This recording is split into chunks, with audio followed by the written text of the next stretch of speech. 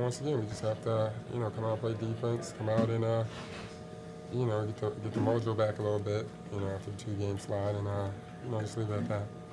Welcome back to the show, part 2 of the Garden Report here, where we talk about how the playoffs are up in the air.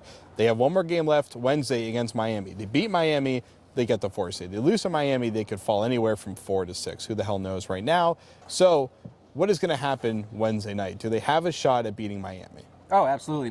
They've beaten Miami twice this year, and with the starting backcourt of Dwayne Wade and Goran Dragic, they really just don't have the personnel to stop Isaiah Thomas. So I think it's entirely possible, and I think Miami would actually be the most favorable matchup if they somehow the seeds line up for the first round of the playoffs. So that was my next question. We only get one chance to speculate who do they get because we're going to know after Wednesday's game. So why Miami? What's good about that matchup? I think what I said, inability to stop Isaiah Thomas, I think although they did not show it tonight, the Celtics do a very good job of dealing with on perimeter defense.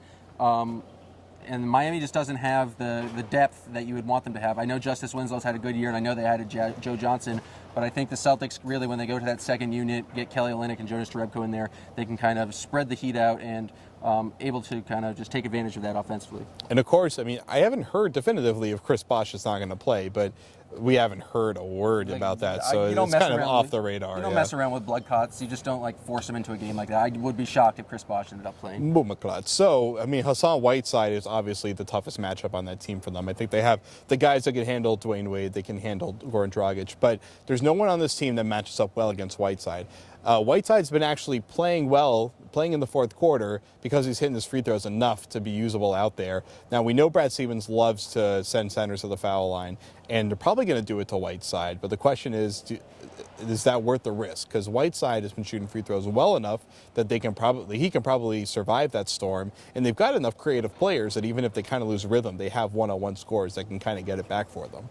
I just don't think Whiteside's a big enough kind of risk on the offensive end. The really only thing he can do is catch alley-oops and roll to the rim. He has no offensive game outside of that. So I think the Celtics take a risk. They've really dealt with Whiteside pretty easily in the past 2 meetings.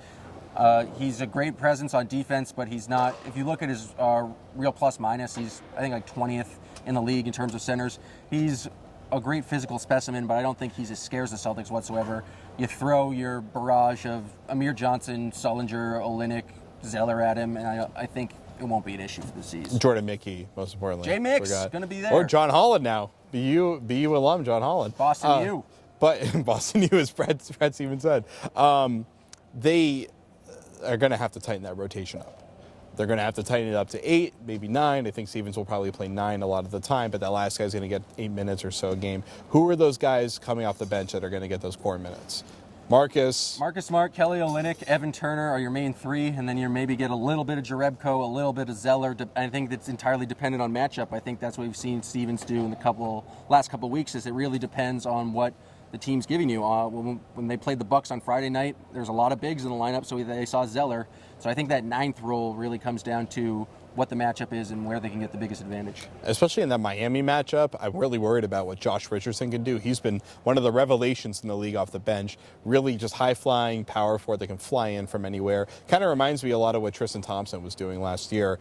And the Celtics don't really have that guy that matches up well against them. They don't have that athletic 4 that's tough. Jae Crowder's kind of that only guy on the roster, but he's going to be obviously preoccupied. Let's talk about Jae Crowder right now. Do you think he is at all 100% since coming back from his ankle injury? Because I just haven't seen it from him. No. And he needs to be the second option on offense because teams are going to swarm Isaiah Thomas, and they need another player to step up. And earlier in the year, that was Jae Crowder. But if he doesn't have that explosiveness and that ability to kind of burst by people and get to the rim, the Celtics really are going to really struggle on offense in the playoffs. And he's not shooting the ball poorly right now. I mean, it's not like his shot's dead. It's more that we're not seeing him getting out into transition like he usually does. He's not explosive enough, and that's... Yeah, and you're not getting... He's good for 2 to 3 dribble drives a game where he's going to get to the rim, he's going to draw a foul, make the shot, or maybe even kick out of it, which he doesn't do a lot. But they absolutely need his offensive contribution. If he's a one-sided player in that first-round series, there's a huge chance they're going to lose that because him being a two-way player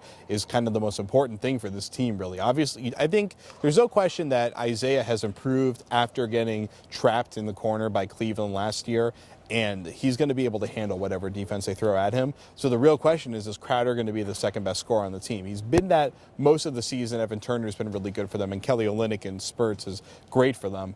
But if he's not scoring 15 points a game, he's not getting to the line 6 times a game, they're in trouble.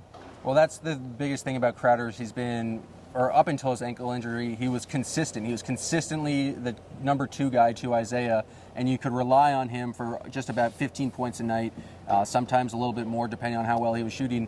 And if he's not that consistent in the playoffs, there's a good chance the Celtics will go down. They need him to stretch the floor. You know, they need him to prove to be not only a shooting threat, but a driving threat on that right elbow, because Isaiah's going to be working from the top left side, and they need him to give Isaiah enough space to drive through traffic. If his guy is sagging off just a little bit, Isaiah's dribbling into triple teams, and the Celtics are kind of in trouble there. So whether he's out there with Olynyk and Avery, where they have a bunch of shooters on the floor, which I think is a lineup we're going to see a lot more in that series. It's kind of more of a playing to your strengths rather than playing against the opponent's strengths. But I think that's a lineup we're going to see a lot more. And if they're going to pull it off, Jae needs to be really, really freaking good. I completely agree. He's the key. He's the linchpin and kind of the identity of this team. He's the guy who allows them to play small, and that's when they're playing their best. So without Jae Crowder at the 4 playing them his most effective, Celtics are screwed. All right, guys, well, keep it sexy. We will see you after the Miami game on Wednesday, the regular season finale, and then it's playoff time. We could be here again on Saturday or Sunday, could be there later in the week, but either way, you're going to have us after the game to keep you entertained or to put you to sleep, whichever one you prefer. So for Sam, for Jeremy behind the camera and holding my phone on the live stream, I'm Jared Weiss. We will see you after Wednesday's game on the Garden Report on CLNS Radio and Celtics Blog, powered by SeatGeek.